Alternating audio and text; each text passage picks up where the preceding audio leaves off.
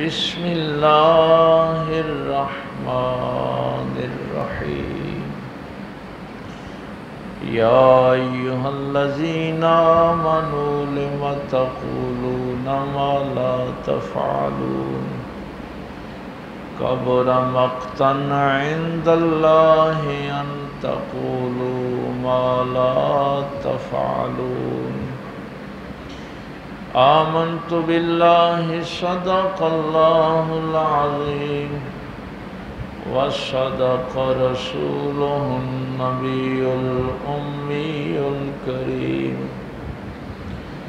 ونحن على ذلك من الشاہدین والشاکرین والحمد للہ رب العالمین قال اللہ تبارک وتعالی فی شان حبیبہ مخبرا وآمرا ان اللہ وملائکتہ یصلون علی النبی یا ایھا الذین آمنوا صلوا علیہ وسلموا تسلیما الصلاۃ والسلام علیک یا سیدی یا رسول اللہ وعلی آلک واصحابک یا سیدی یا حبیب اللہ الصلاۃ والسلام علیک یا سیدی یا رحمت اللہ۔ پچھلے پکھے چلا دے، پکھے پچھلے میں چلا دے۔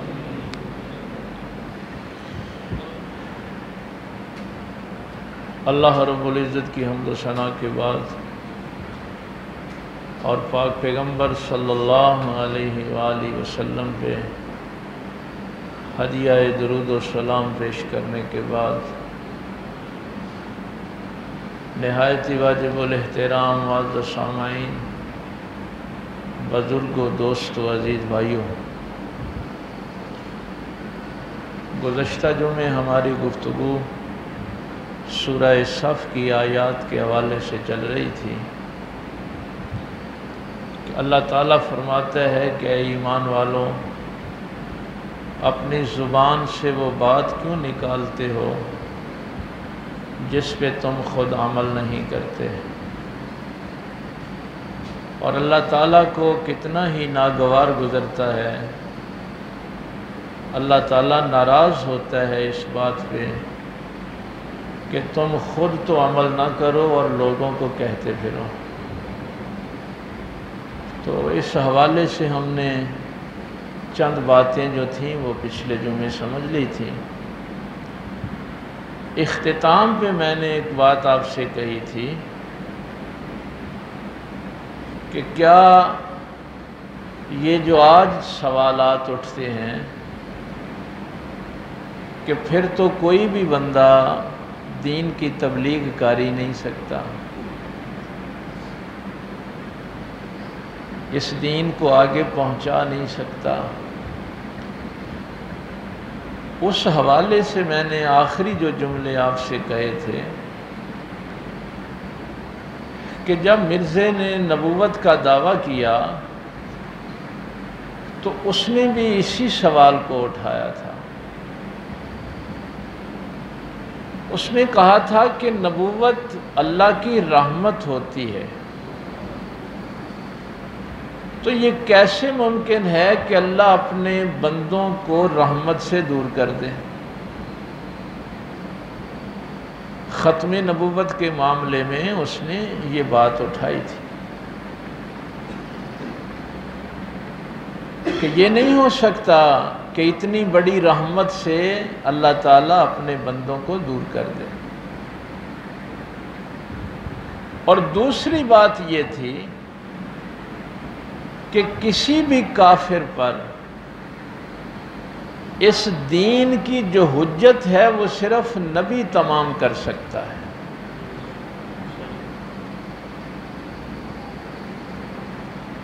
یعنی ہم میں سے کوئی بندہ بھی کسی کے سامنے دین کی بات رکھے تو وہ یہ نہیں کہہ سکتا کہ میں نے اس بندے پہ حجت تمام کر دی۔ اچھا، اس کا ایک نتیجہ یہ بھی نکلا کہ اس وقت پوری دنیا میں جو تحریری طور پہ ممالک کے یا اقوام متحدہ کے آئین لکھے گئے ہیں، اس میں یہ بات لکھی گئی ہے کہ اس زمین پہ کوئی کافر نہیں ہے۔ یہ بات ذرا اچھی طرح سمجھ لیں۔ آپ کے آئین میں، یہ جو آپ کا پاکستان کا آئین ہے، اس میں بھی یہ بات ہے کہ کوئی بھی کافر نہیں ہے۔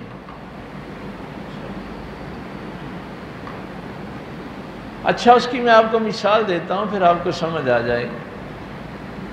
آپ نے اپنا شناختی کارڈ بنوانا ہو، اس کے لیے آپ اپنا فارم فل کرتے ہیں۔ اس فارم پہ ایک یہ بھی شک ہوتی ہے کہ آپ مسلم ہیں یا غیر مسلم ہیں۔ یہ نہیں لکھا ہوتا کہ آپ مسلم ہیں یا کافر ہیں، یہ بات نہیں لکھی ہوتی۔ آپ کسی نوکری میں آپ نے جانا ہے، آرمی میں جانا ہے، پولیس میں جانا ہے، جب آپ نے فارم فل کرنا ہے تو وہاں مسلم اور غیر مسلم کی شک ہوگی۔ آپ نے حج پہ جانا ہے تو فارم فل کریں گے تو مسلم اور غیر مسلم ہوگا، مسلم اور کافر کہیں نہیں لکھا ہوگا۔ کوئی فارم ایسا نہیں ہے پوری دنیا میں کہ جس میں لکھا ہو کہ آپ مسلمان ہیں یا کافر ہیں۔ کہتے ہیں کہ یا مسلمان ہیں یا غیر مسلم، اور وہ یہ کہتے ہیں کہ کافر تو نبی پاک صلی اللہ علیہ وسلم کے دور میں تھے، جنہوں نے کہا کہ یہ پتھر گواہی دیں تو پتھروں نے گواہی دی، چاند نے گواہی دی، سورج نے گواہی دی، اتنی حجتیں تمام ہو گئیں، اس کے بعد اگر کوئی دین کا انکار کرے گا تو وہ کافر ہے۔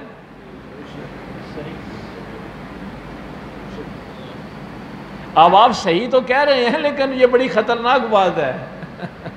یہ ابھی ان کی بات بتا رہا ہوں، اور یہ بات انہوں نے مسلمانوں سے منوا لی ہے کہ اس دنیا میں کوئی کافر نہیں ہے۔ بھائی، جب آپ کسی پہ حجت تمام نہیں کر سکتے تو آپ کسی کو کافر نہیں کہہ سکتے، یہ بات انہوں نے منوائی ہے آپ سے۔ اس لیے اب دنیا میں کسی جگہ پہ بھی مسلمان اور کافر کا خانہ نہیں ہوگا، مسلم اور غیر مسلم کا ہوگا۔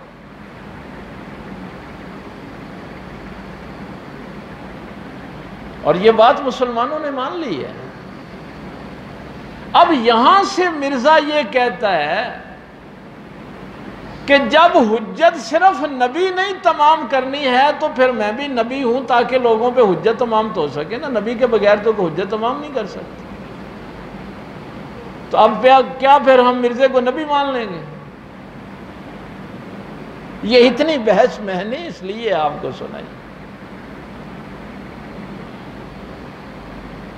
اب اس بے وقوف سے بندہ یہ پوچھے کہ تو 14ویں صدی میں آ کے اعلان کر رہا ہے، پچھلی 14 صدیاں کون حجت تمام کرتا رہا ہے؟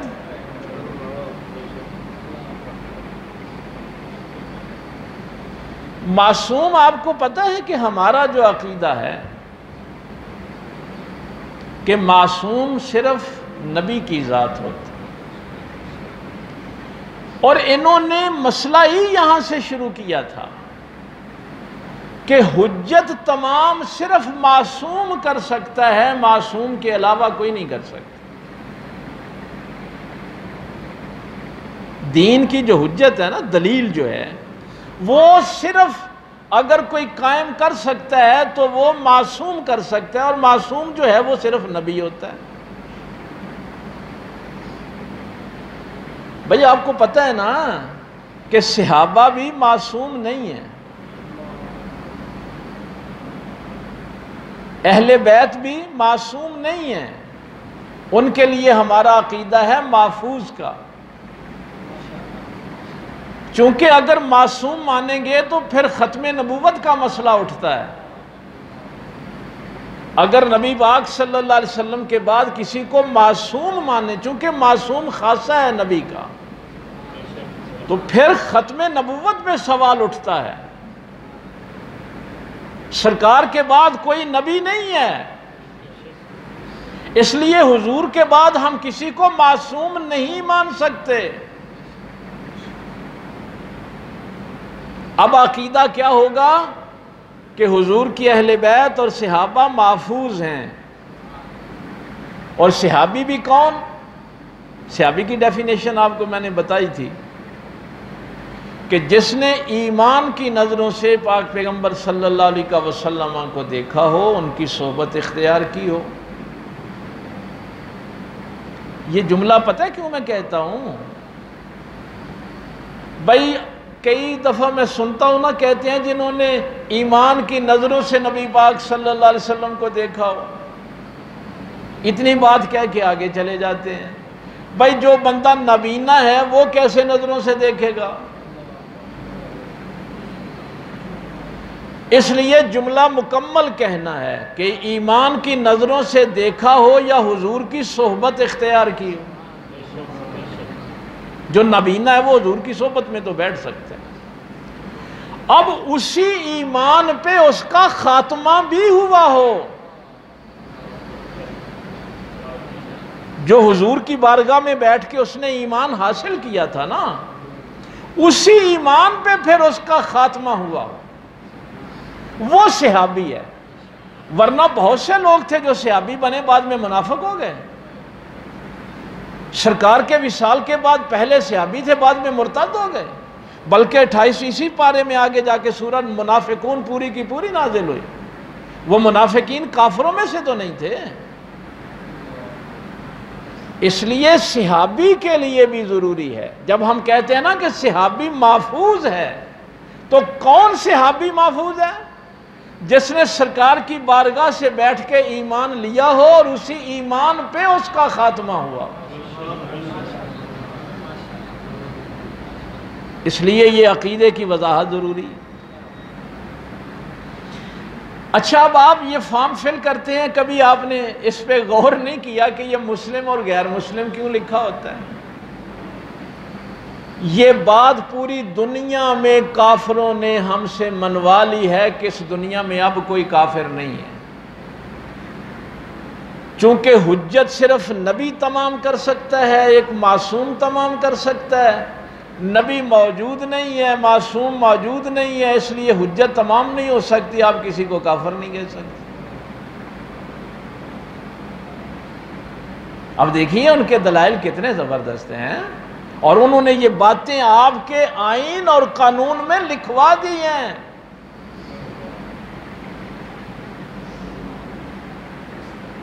اور قرآن کریم کیا کہتا ہے؟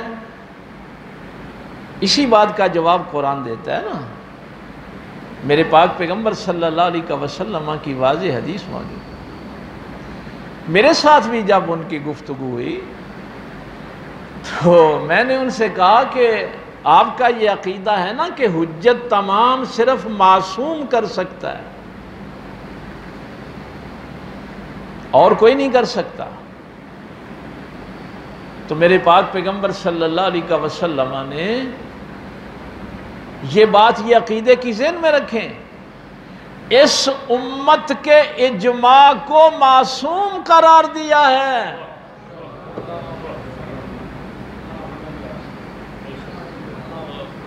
یہ کافر کیوں ہیں؟ کہ جس بات پہ امت کا اجماع ہو جائے گا وہ معصوم ہے۔ پاک پیغمبر صلی اللہ علیہ وسلم نے فرمایا کہ یہ امت کبھی کسی گمراہی کے کام پہ اکٹھی نہیں ہو سکتی، اس امت کا اجماع معصوم ہے۔ اس لیے کوئی یہ نہیں کہہ سکتا کہ آج حجت تمام نہیں ہوئی۔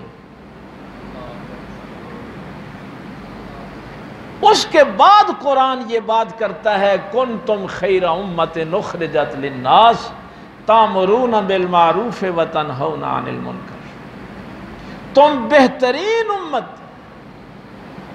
جو لوگوں کے لیے نکالے گئے کہ تم نیکی کی دعوت دیتے ہو اور برائی سے روکتے ہو. یہ ڈیوٹی امت کی لگائی ہے، اور امت کے اجماع کو معصوم قرار دیا ہے. میرے پیغمبر کو پتا تھا کہ لوگ بعد میں یہ سوال اٹھائیں گے، یہ باتیں کریں گے کہ حجت تو نبی اور معصوم کے بغیر کوئی مکمل نہیں کر سکتا. اگر یہ دلیل کافروں کی مان لیں پھر تو صحابہ بھی تبلیغ نہیں کر سکتے، چونکہ وہ بھی معصوم نہیں ہیں. پھر کون تبلیغ کر سکتا ہے اس دین کی؟ کون برائی سے روک سکتا ہے؟ کون نیکی کی تعلیم دے سکتا ہے؟ لیکن میں نے ایک چھوٹا سا یہ نقشہ آپ کے سامنے رکھا ہے کہ یہ جب باطل طاقتیں دلائل قائم کرتی ہیں تو آپ نے بھی کہا نا کیا بات ہے جی، انسان کا ذہن معوف ہو جاتا ہے. یہ فتنوں کی وہ جو بات میں پتہ نہیں کسی موقع پہ آپ سے کہی تھی کہ اسی لیے پھر یہ حکم دیا گیا کہ فَاسْأَلُوا أَهْلَ الذِّكْرِ إِن كُنتُمْ لَا تَعْلَمُونَ. اگر تمہیں کسی بات کا علم نہیں ہے تو پھر اس سے پوچھ لو جس کو علم ہے. تمہارا جسم بیمار ہوتا ہے تو ڈاکٹر کے پاس جاتے ہو کہ نہیں جاتے؟ اور بھائی جب بیمار ہوتے ہو تو کہاں جاتے ہو؟ ڈاکٹر کے پاس ہی جاتے ہو. تو روح بیمار ہوگی تو کہاں جاؤ گے؟ جہاں قرآن کا علم ہے. ویسے حضرت عبداللہ بن عمرو بن عاص رضی اللہ تعالیٰ عنہ فرماتے ہیں کہ بعد پیغمبر صلی اللہ علیہ وسلم نے فرمایا کہ قیامت کے نزدیک علم اٹھ جائے گا، اور یہ نہیں ہے کہ علم سینوں سے اللہ نکال دے گا، نہیں، حق کے علماء دنیا سے چلے جائیں گے، حق بات کہنے والے دنیا سے چلے جائیں گے، اور پھر لوگ جاہلوں کو اپنا امام بنا لیں گے، پھر ان سے مسئلے پوچھیں گے، اور وہ بغیر علم کے لوگوں کو فتوے جاری کریں گے، خود بھی گمراہ ہوں گے اور لوگوں کو بھی کریں گے. اس لیے ہم نے پچھلے جمعے ایک اور بات سیکھی تھی کہ دین کی تبلیغ کے لیے عادل ہونا ضروری ہے، مکلف ہونا ضروری ہے، ایمان کا ہونا ضروری ہے، عدل کا ہونا ضروری ہے، اور کسی کی اجازت کا ہونا ضروری ہے.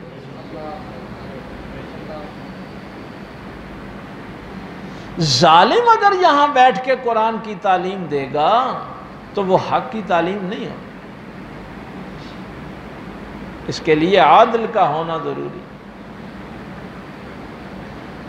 تو یہ جو پچھلے جمعے میں نے آپ سے وعدہ کیا تھا کہ یہ سوالات اٹھائے گئے کہ اس دور میں پوری روئے زمین پہ کوئی کافر نہیں ہے، اب یا مسلم ہے یا غیر مسلم. آپ کسی کو کافر اس لیے نہیں کہہ سکتے کہ آپ اس کے سامنے حجت تمام نہیں کر سکتے. تو اگر یہ چیزیں کافروں کی ہم مان لیں تو پھر تو صحابہ بھی تبلیغ نہیں کر سکتے، اہل بیت بھی نہیں کر سکتے، اولیاء امت بھی نہیں، پھر تو کوئی بھی نہیں کر سکتا.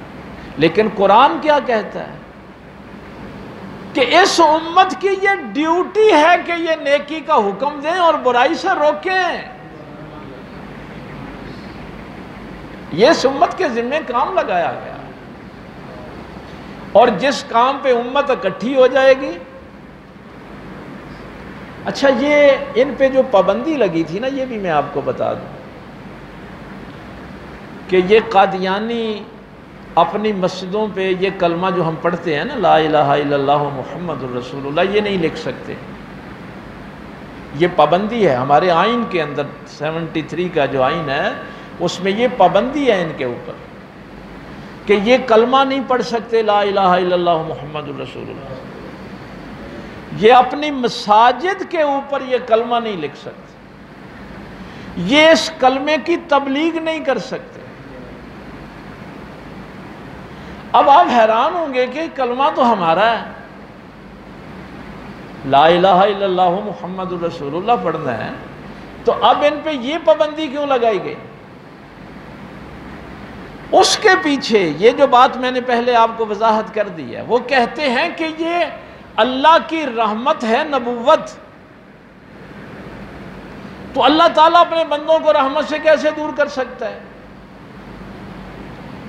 وہ جب یہ کلمہ پڑھتے ہیں، لا الہ الا اللہ محمد الرسول اللہ، جب وہ پڑھتے ہیں تو ان کے ذہن میں، ان کے خیال میں، ان کے عقیدے میں یہ ہے کہ وہ جو 1400 سال پہلے محمد الرسول اللہ آئے تھے، اب وہی مرزے کی شکل میں آئے ہیں۔ اب وہ جب محمد الرسول اللہ کہتے ہیں تو وہ ہمارے نبی کو نہیں کہتے، وہ اپنے مرزے کو کہتے ہیں۔ کبھی تم بھی اس مثلا ٹریپ میں نہ آ جانا کہ کلمہ تو وہ ہمارا ہی پڑھ رہے ہیں۔ تو اس لیے پھر ان پہ یہ پابندی لگا دی گئی کہ یہ جو کلمہ ہے لا الہ الا اللہ محمد الرسول اللہ، یہ تم کلمہ نہیں پڑھ سکتے، تم یہ اپنی مسجدوں کے اوپر نہیں لکھ سکتے، تم اس کلمے کی تبلیغ نہیں کر سکتے۔ اس لیے کہ محمد صلی اللہ علیہ وسلم تو وہ ہیں کہ جن کو پیدا کرنے کے بعد اللہ نے قلم ہی توڑ دی۔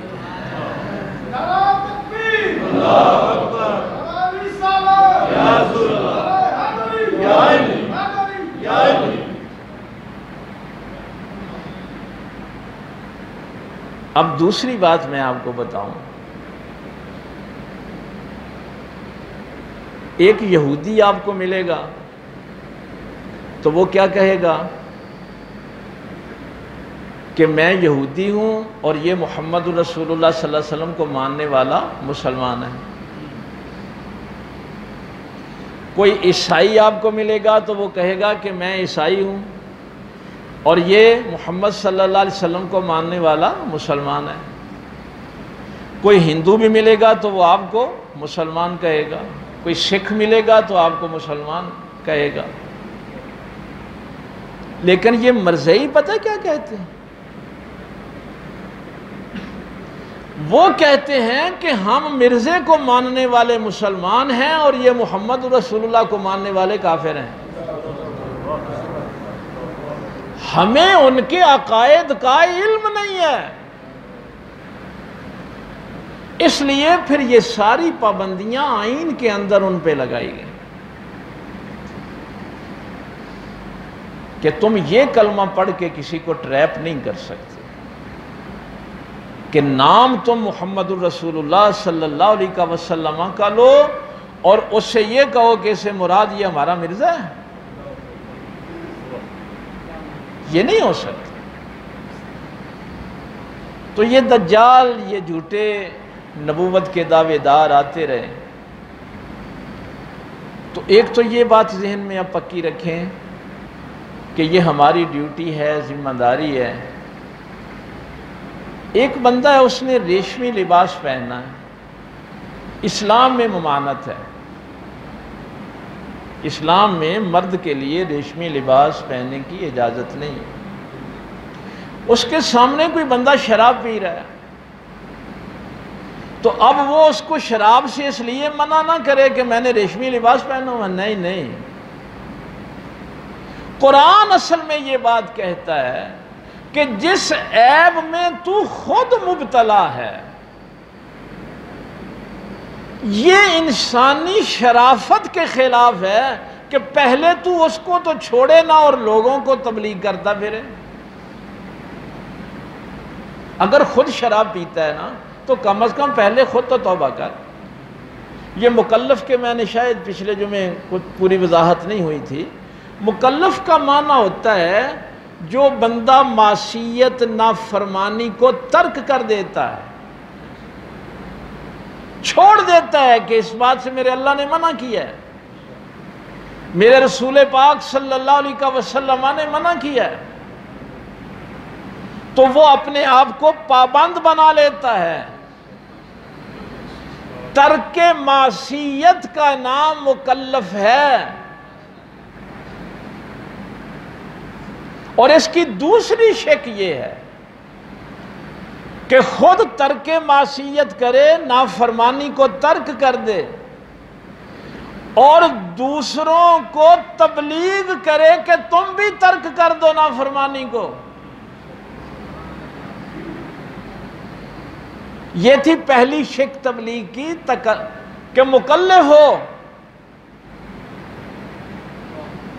اور صاحب ایمان ہو، اور تیسری یہ تھی کہ عادل ہو۔ جب یہ صفت عدل کی اس کے اندر آ جائے گی، عادل ہو جائے گا، تو پھر ہو ہی نہیں سکتا کہ وہ خود معصیت میں مبتلا اور لوگوں کو کہتا پھرے کہ تم نہ کرو۔ عادل جو ہے وہ پہلے خود تو رکے گا نا، وہ پہلے گناہ سے رکے گا۔ وہ تو اگلے دن پتہ نہیں کسی نے وہ جملہ کہا تھا کہ اللہ کا شکر کرو کہ اس وقت دنیا میں کافر موجود ہیں جو آپ کو مسلمان کہتے ہیں۔ یہ بڑی چیز وائرل ہوئی تھی، پتہ نہیں کس ملک میں اس نے کہا تھا کہ اللہ کا شکر ادا کرو کہ اس وقت دنیا میں کافر ہیں جو تم کو مسلمان کہتے ہیں، ورنہ اگر مسلمان ہی صرف اس دنیا میں ہوتے تو یہ مسلمان تو آپس میں ایک دوسرے کو کافر کہتے ہیں۔ انہوں نے تو آپس میں ایک دوسرے کو مسلمان سمجھا ہی نہیں ہے۔ ان کو اگر کوئی مسلمان کہتا ہے تو وہ کافروں کی مہربانی ہے کہ ان کو مسلمان کہتے ہیں۔ یہ تو ہم نے اپنا جنازہ نکلوایا ہوا ہے۔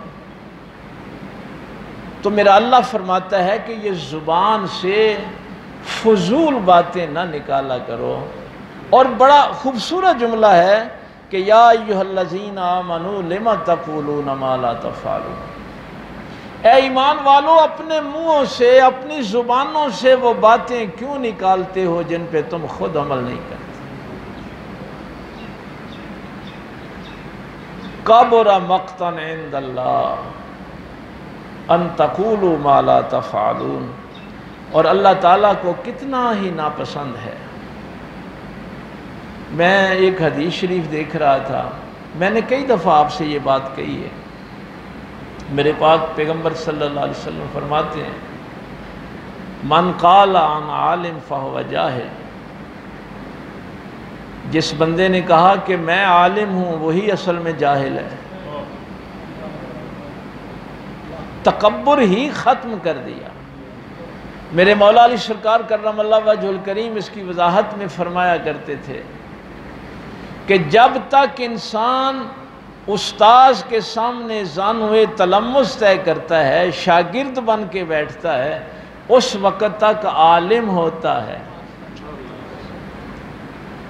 جب تک سیکھتا رہتا ہے عالم ہوتا ہے، اور جب کہتا ہے نا میں عالم ہوں پھر جاہل ہوتا ہے۔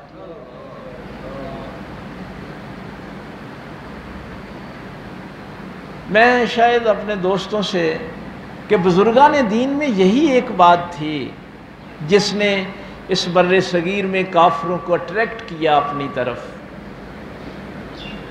خواجہ نظام الدین اولیاء محبوب الہی سرکار کے پاس ایک بندہ بیٹھا اور گفتگو کر رہا ہے، کہنے لگا سرکار یہاں میں بڑا وسیع لنگر کا انتظام ہے، ہر بھوکے کو کھانا ملتا ہے، غریبوں ناداروں کے لیے ہر قسم کا انتظام ہے۔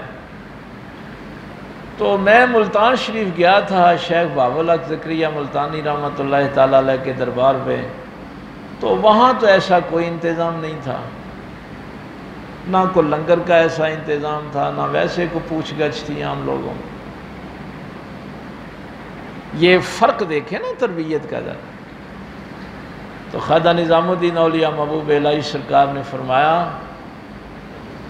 ہائے ہائے، آپ نے فرمایا میں چھوٹا بندہ ہوں، ظاہر بین ہوں، اور لوگوں کی جسمانی ضرورتیں پوری کرتا ہوں، وہ بڑے لوگ ہیں، بڑے ولی اللہ ہیں، وہ لوگوں کی روحانی ضرورتیں پوری کرتے ہیں۔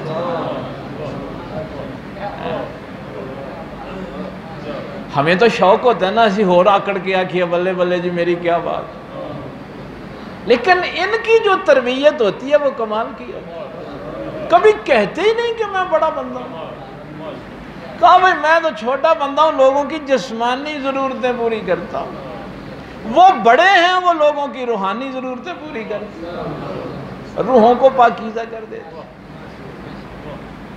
تو اس کے لیے جو پچھلے جمعے میں نے آپ سے خصوصی عرض کی تھی کہ آپ کا دھیان صرف علماء اور پیروں کی طرف نہ جائے، اس میں ماں باپ بھی آتے ہیں۔